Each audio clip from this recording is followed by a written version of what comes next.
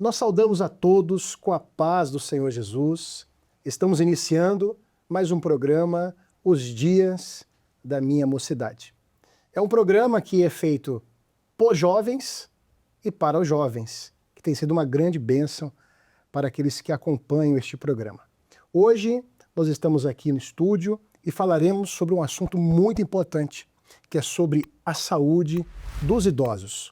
E para esta conversa, eu queria cumprimentar a nossa convidada de hoje, a professora Fabiana. Seja bem-vinda, professora. Obrigada, pastor. É uma alegria tê-la conosco. Igualmente, também é uma alegria e uma bênção poder estar aqui junto com vocês. Amém. E quero saudar também os jovens da Igreja de Maruípe, que estão lá com o pastor Denilson. Sejam bem-vindos, queridos. Amém. Bom, Fabiana, hoje nós vamos falar desse assunto tão importante. Você tem todas as qualificações necessárias para tratar desse assunto. A professora Fabiana, ela é formada em enfermagem, mas ela é coordenadora do curso de enfermagem na EMESCAM, né? Ela tem mestrado em políticas públicas, doutorado, e hoje vai nos ajudar aqui, trazendo informações muito importantes. Amém, pastor.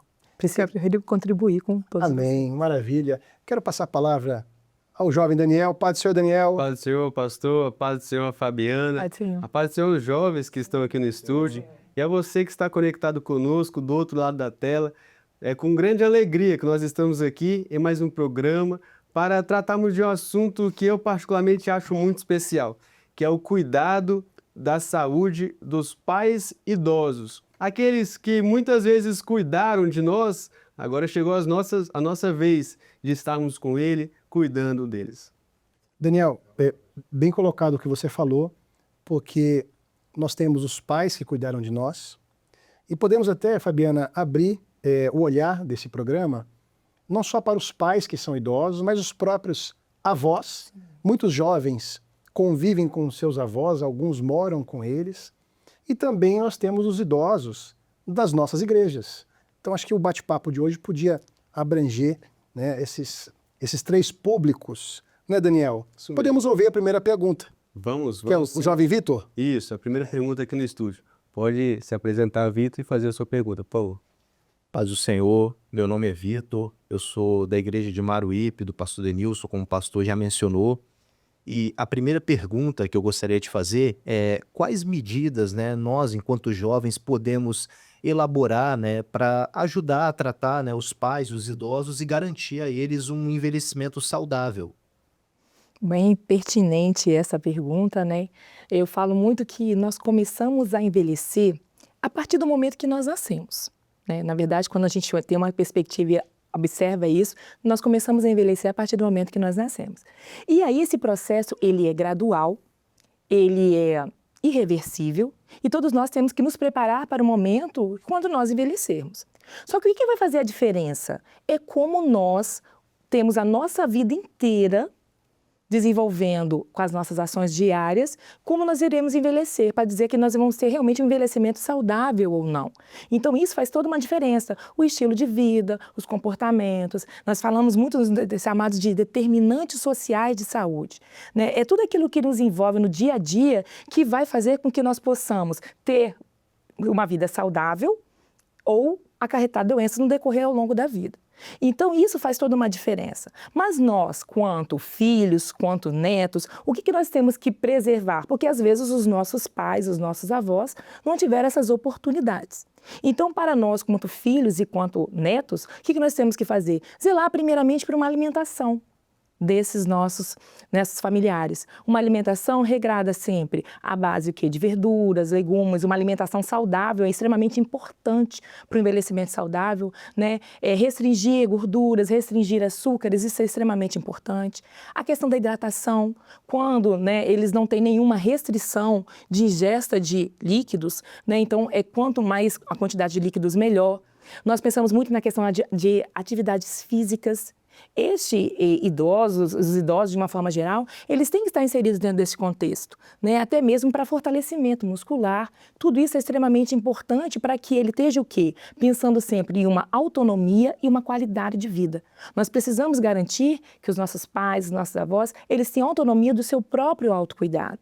Então, quanto antes a gente conseguir desenvolver essas ações e aptidões junto a eles, melhor, porque eles se sentirem amparados. Então, essa é a melhor forma de nós garantirmos aí um envelhecimento saudável. Considerando também a questão do sono, é extremamente importante, né, que eles terem quantidade de sono adequada e um sono de qualidade, e também a questão da saúde mental.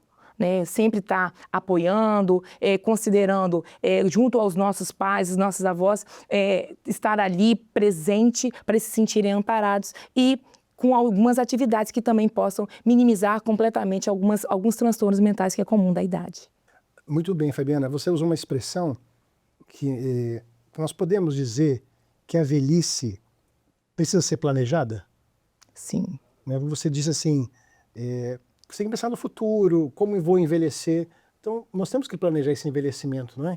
Hoje nós falamos muito isso desde das crianças. Por isso que nas escolas nós também já trazemos essa questão de alimentação saudável, de prática de atividades físicas, tirando as crianças um pouco, por aí elas terem um estilo de vida ao longo do decorrer de toda essa vida, de uma forma mais saudável, para evitar as comorbidades, que é o que chega com a idade. Porque no processo de envelhecimento nós sabemos que o nosso organismo ele tende o quê? A ter um declínio da função celular, um declínio até mesmo da renovação celular, e isso é comum da idade. Mas nem todos nós envelhecemos da mesma forma. Isso é uma coisa extremamente importante. Vários fatores determinam o envelhecimento. Alguns envelhecem mais rápidos, outros não. E isso faz toda uma diferença. A prática saudável no decorrer de toda uma vida, ela faz a diferença também até no retardo do envelhecimento, que muitas pessoas hoje, em todo momento, querem retardar esse processo. Com certeza. Muito bem, temos a segunda pergunta da Valéria. Sim, temos sim. Não é isso, Valéria? A minha pergunta é: quais as mudanças no comportamento, como humor, apetite, sono, merecem uma atenção por representar um problema de saúde que requer uma assistência médica com o avançar da idade? Nós temos sempre que tomar muito cuidado com achar que tudo é pertinente da idade ou que é patológico. Então, assim, nós temos que ter um limiar entre esses dois universos. Às vezes, nós minimizamos as queixas dos nossos avós, dos nossos pais, achando que tudo é da idade. E aí a gente menospreza aquilo que poderia requerer uma atenção, ou, às vezes, potencializamos e achamos que qualquer coisa é uma situação de extrema angústia para a família e gerando até para o próprio idoso. Na questão do sono, o que nós observamos? É comum, com o decorrer do avanço da idade, ter períodos de latência de sono durante o dia, 30 minutos, 20 minutos. Então, o idoso ele é mais sonolento. Agora, o que são períodos curtos e logo ele tem um período de atenção, de vigília. O que nós temos que ter atenção é que esse idoso ele está dormindo uma grande parte do dia, ele está trocando totalmente o dia pela noite. Então, porque muitas vezes a gente chama nossos pais, nossos avós, chamamos o idoso e ele não acorda, ele não interage. Então aí, essa sonolência constante é um fato de requer atenção, que pode ser N fatores, desde um distúrbio mental, né, que pode estar algumas demências ou até mesmo interações medicamentosas. A questão da alimentação. É comum também, com relação à idade, quando vai chegando, as papilas gustativas elas vão diminuindo no idoso. Então, ele perde esse gosto pela alimentação. A sensação de saciedade também, ele tem menos fome. Então, geralmente, o idoso, ele começa o quê? A se alimentar menos. Então, ele tem uma falta de apetite. É comum, porém, se o idoso ele ficar muito tempo sem comer, se ele tiver alguma outra comorbidade, exemplo, um diabetes, alguma outra situação que ele tem que comer em intervalos, ele vai prejudicar a sua saúde e ter complicações com relação a isso. Ou se ele ficar muitos períodos sem se alimentar de forma adequada, ele pode ter anemia, ele pode ter vários outros problemas. Então, nós temos que saber que quando este idoso ele não está com uma falta de apetite extrema, está tendo uma perda de peso significativa, é importante também nós estarmos aí um sinal de alerta para estar vendo que outras patologias também podem estar envolvidas com relação a isso, e não só apenas pelo avançar da idade. Então, isso é extremamente importante que, se caso identifiquemos essa situação, recorrer aos profissionais que possam nos auxiliar com relação a fazer exames para detecções de outras patologias. É importante, Fabiana, porque você que está nos ouvindo, com essas informações agora, olhar para dentro de casa, para a sua família, para o idoso que convive contigo, e ver se esses sinais estão presentes, não é? Porque quanto antes conseguir agir, melhor. Sim. Né? Você vai atrás de um profissional às vezes nós ficamos esperando, porque vou esperar outra pessoa tomar a iniciativa. Não, se você identificou, né, vamos cuidar daqueles que estão ao nosso redor, aqueles que nós tanto amamos. Não é isso, Fabiana? Exatamente, porque quando nós nos antecipamos, a gente consegue precocemente identificar algumas patologias e a partir daí já inserir no tratamento e, consequentemente, ter menos problemas com relação a esses idosos. Então, é extremamente importante esse olhar, essa atenção, esse cuidado, porque no processo de envelhecimento, nós, quanto filhos, quanto netos, nós temos que ter essa rede de proteção para essas pessoas que necessitam de idosos. Não só, às vezes, dentro da nossa própria família, porque todo mundo tem um idoso na família, mas também dentro da nossa própria igreja, aquilo que nós estamos envolvidos, nossos vizinhos e todos aqueles que estão ao nosso redor. Muito bem. E a Fabiana usou uma expressão aqui que nós até falamos um pouquinho em off, né, Daniel? Como é bom ter na igreja jovens que têm o olhar para os idosos. Que muitas vezes esses idosos são sozinhos, né, moram sozinhos, enfrentam suas dificuldades, e como é bom a igreja, o jovem da igreja, olhar para os seus idosos e cuidarem deles com amor. Bom, Daniel, agora nós vamos ter uma pergunta de um jovem que está fora do estúdio. É da Ana Paula Brito, da Igreja Cristã Maranata de Benevides, lá no Pará. É uma bênção, pastor, ter a nossa comunhão com jovens tão distantes participando aqui conosco do estúdio. Então vamos lá, vamos seguir para a pergunta. Fala, jovem, né?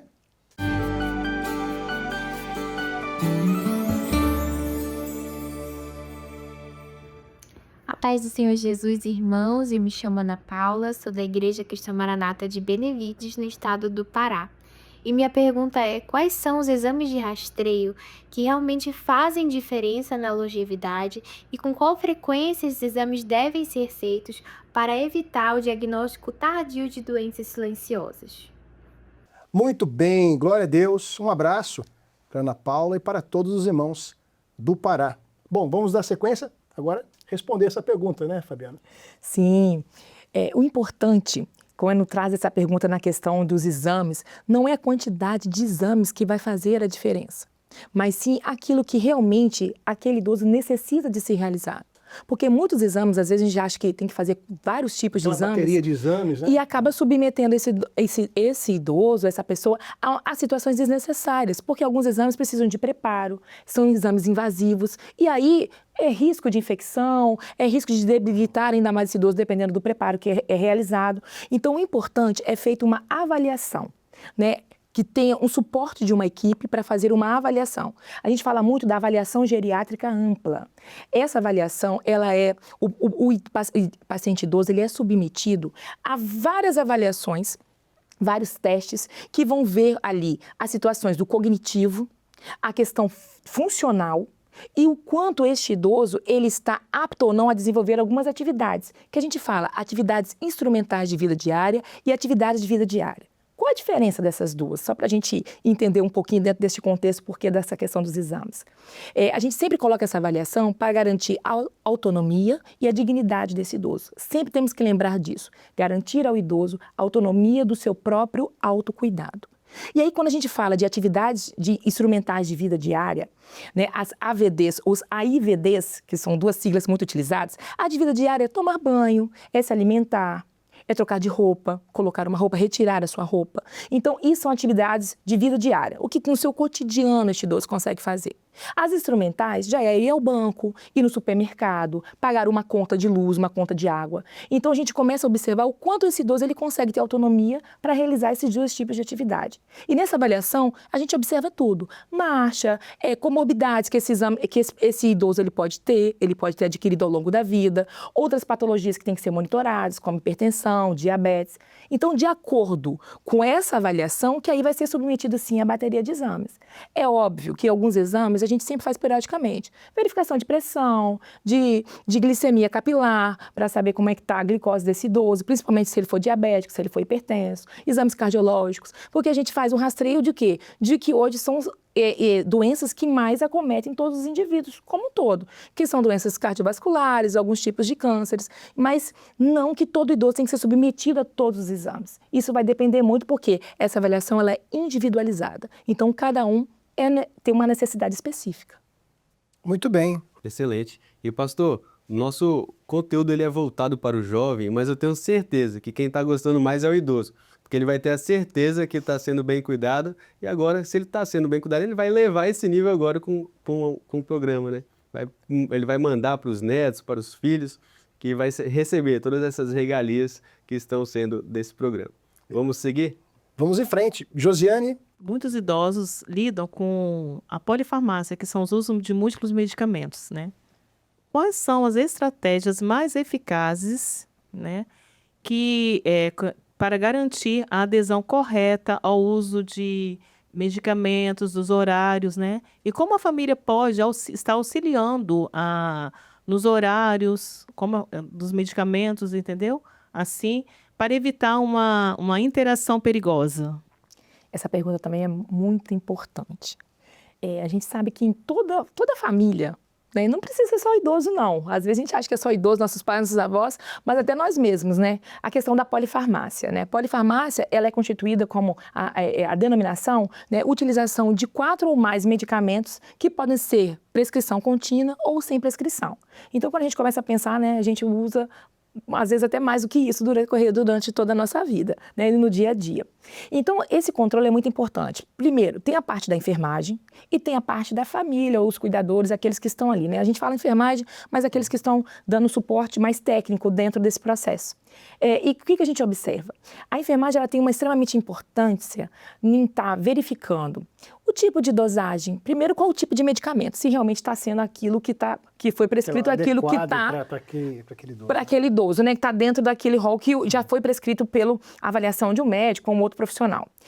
Depois ele vai ver a dosagem, os horários e importância dos horários.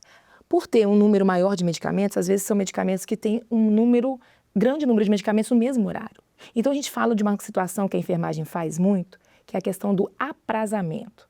Aprazamento dos horários. É evitar que todas as medicações sejam administradas num único horário para aquele idoso. Porque eu vou falar posteriormente o porquê que é importante que a gente ter essa janelinha de tempo entre uma coisa e outra, para a gente não sobrecarregar aí, né, o organismo desse idoso com todo esse medicamento no mesmo horário. Então, é lógico, tem um rigor de cada medicamento, tem um horário específico, é de 4 em 4, é de 8 em 8, é uma vez ao dia, o que seja. Então, a enfermagem ela vai ajudar a administrar numa coerência essa questão da administração. Ver junto à equipe se vai manter, vai ajustar a dose, não vai ajustar a dose, isso é extremamente importante, a equipe da enfermagem. Mas e a família? E o cuidador, aquela pessoa que está próximo ali, vai ajudar na administração. Primeira coisa, lembra que eu sempre falei aqui no programa da questão da autonomia e independência deste idoso. Este idoso, a gente vai fazer uma avaliação dos nossos pais, eles têm condição, o cognitivo dele tá bem, ele consegue fazer a leitura e ele mesmo tomar essas medicações? Então, a gente vai ver, de acordo com isso, nós vamos instituir o plano de onde essas medicações ficarão guardadas. A gente brinca muito falando que assim, esse idoso ele tem condição de ler a prescrição, a gente vai escrever numa caderneta, numa agenda. Às vezes a gente vai colocar a família, pede para colocar o horário no celular, se esse idoso tem um celular, um horário, um alarme para alertar a hora que ele tem que tomar medicamento. Ele não consegue ler. Visualmente falando, ele tem uma dificuldade de acuidade visual. Então, às vezes a gente desenha. Coloca um sol para dizer que aquele remédio é do dia, uma luazinha para dizer que o remédio sempre tem que ser tomado à noite. E isso auxilia este idoso. Importante que ele participe desse processo. A gente não vai privá-lo de fazer, mas auxiliá-lo e empoderar ele no seu autocuidado. Sempre é importante, quando a gente fala de processo de envelhecimento, nós não buscarmos sempre a autonomia deste idoso, o acompanhamento dele, a participação dele. E às vezes a gente acha que proteção é excluir ele do processo, e não é. Porque quando a gente exclui do processo, a gente pode ter outros problemas posteriores. Que no caso ele pode se sentir isolado, ele pode se sentir insuficiente, e isso não é bom. Mas então a família ela tem que fazer esse acompanhamento e a partir daí também dar o feedback para a equipe. A equipe de saúde que está prestando essa assistência com esse idoso, está tendo alguma complicação? Por quê? A equipe de enfermagem vai falar além dos horários, mas também vai falar do quê? Das reações adversas, porque alguns medicamentos eles podem ter reações. E a família ela vai fazer essa comunicação junto com a equipe para dizer se está tendo muita reação, se não está tendo reação, e também cada organismo vai reagir de uma forma diferente aos medicamentos. Então é extremamente importante essa participação mútua, tanto da equipe de enfermagem quanto dos familiares. Agora, doutora, eu queria fazer uma pergunta que eu acredito que faz parte do cenário do cuidado com o idoso. Como lidar quando um idoso não quer tomar o medicamento? Qual o conselho que você dá para quem nos assiste? Como lidar com essa situação? Primeiramente, para lidar com o idoso, tem que ter muita paciência. E não pode ser por força, né? Não por ser por violência, porque aí a gente está infringindo também os direitos básicos deste idoso. O idoso, ele tem autonomia, principalmente de decidir sobre o seu próprio tratamento. Hoje a gente não vê isso muito nas famílias, os cenários familiares, infelizmente, nós nos privamos eles dessa autonomia do seu próprio autocuidado, achando que ele não tem essa responsabilidade. Mas considerando que se ele tem um cognitivo, se ele interage, se ele tem todo esse processo de memória e apreensão das informações, ele pode decidir por ele mesmo. É lógico, nós temos que interagir com ele e fazer com que ele entenda que isso é importante. O problema é que algumas doenças silenciosas, quando a gente fala do rastreio, hipertensão, diabetes, alguns problemas ósseos, osteomusculares também, que é uma causa comum em idosos, eles são silenciosos. Então, às vezes ele fala, eu não tenho hipertensão, eu não tenho diabetes, eu não tenho... Então, é difícil fazer esse tratamento, mas ele tem que ser orientado, que isso é importante porque as complicações, elas não são silenciosas. As complicações, ela pode gerar hospitalizações e outros problemas ainda maiores. Então, é trabalhar realmente com a consciência e ter muita paciência. Muito bem, Daniel, que assunto maravilhoso. É um assunto que está trazendo muito esclarecimento para o cuidado dos nossos idosos, né? A participação da doutora Fabiana foi maravilhosa até aqui. Eu queria deixar um texto, porque a Bíblia fala também sobre o cuidado com os nossos pais, com os idosos. Eu queria ler um texto do clamor de um servo, que está no Salmo 71. É um salmo de Davi, que diz assim, no versículo: Agora também estou velho e de cabelos brancos. Não me desampares, ó Deus, até que tenha anunciado a tua força a esta geração e o teu poder a todos os vindouros. Ou seja, Davi já pensando nos seus dias de velhice, né, nos seus últimos momentos ali, que as forças já não eram mais as mesmas, ele faz um pedido ao Senhor, não me desampares. E quando Deus ouve o clamor de um idoso, Deus vai levantar você para ajudar. Você vai ser o amparo do Senhor na sua família, na sua igreja, e louvado seja o nosso Deus que não desampara os seus servos. Né, Daniel? Isso mesmo. Estamos chegando ao fim de mais este episódio. Voltaremos semana que vem. Queria até convidar aqui a doutora Fabiana Neves para estar conosco. Não é isso, Daniel? É isso mesmo, pastor. E para falarmos desse programa, o cuidado com os pais idosos, nós vamos além de entregar os medicamentos, além de olhar, vamos entregar o nosso amor para com eles. Porque muitas vezes eles cuidaram de nós, eles estiveram conosco e nos formaram. Então, retribuir esse amor é a melhor forma de cuidarmos dele. E nós chegamos ao final desse programa que é maravilhoso para nós da equipe de produção, eu, Estela, a Raíssa e a Nínive, preparamos isso aqui com muito carinho para vocês que nos assistem. E nós esperamos vocês semana que vem para irmos para a parte 2 deste episódio. Um abraço aos jovens que estiveram conosco, né, nessa participação tão abençoada. Um abraço, Daniel. Abraço. Doutora Fabiana. E a todos que nos acompanham. Até a próxima semana e a paz do Senhor Jesus.